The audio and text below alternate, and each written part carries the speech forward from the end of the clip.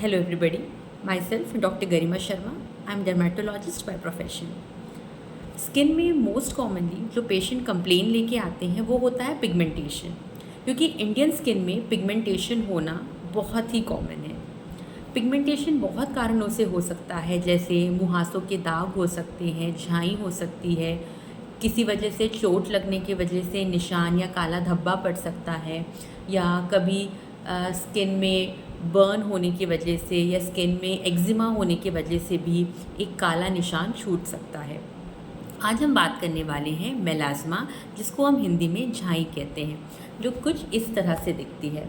हाँ, आपने ऐसे पिगमेंटेशन बहुत लोग के फेस में देखे होंगे और बहुत से लोग इनसे गुजर भी रहे होंगे।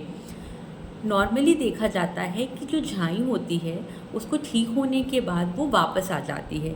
ये ही सबसे बड़ी प्रॉब्लम है, इसीलिए इसका नाम भी झाई है, धूप छाँव की बीमारी। जब आप धूप में एक्सपोज होंगे या और भी दूसरे रीजंस की वजह से झाई वापस आ जाती है। इसीलिए जब हम झाई के ट्रीटमेंट के बारे में बात करते हैं तो ट्रीटमेंट के साथ उसके प्रिवेंशन पर भी आपको पूरा ध्यान देना चाहिए। प्रिवेंशन की अगर हम बात करते हैं तो झाई का जो मुख्य कारण है वो होता है धूप का एक्सपोजर। अगर आप धूप से नहीं बच पा रहे हैं या आपका काम धूप में ही है तो आपको ये ध्यान रखना है कि आपकी झाई की दिक्कत धूप में जाने से बढ़ सकती है। इसीलिए धूप में जाने के पहले आप कॉटन के कपड़े का इस्तेमाल कर सकते हैं, उससे अपना चेहरा ढक सकते हैं। उसी तरह आप सनस्क्रीन का यूज़ कर सकते हैं, वो भी आपको बहुत हद तक धूप से बचाता है।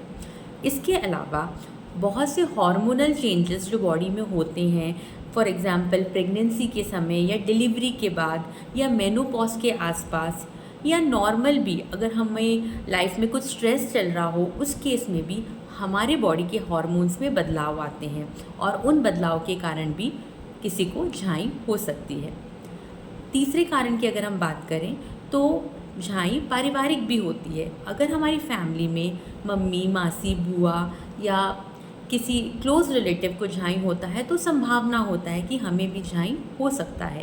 ये कोई फैलने वाली दिक्कत नहीं है, एक टेंडेंसी होती है। अगर हम ट्रीटमेंट की बात करते हैं तो हाँ, झाई ट्रीटेबल है, हम इसे ठीक कर सकते हैं।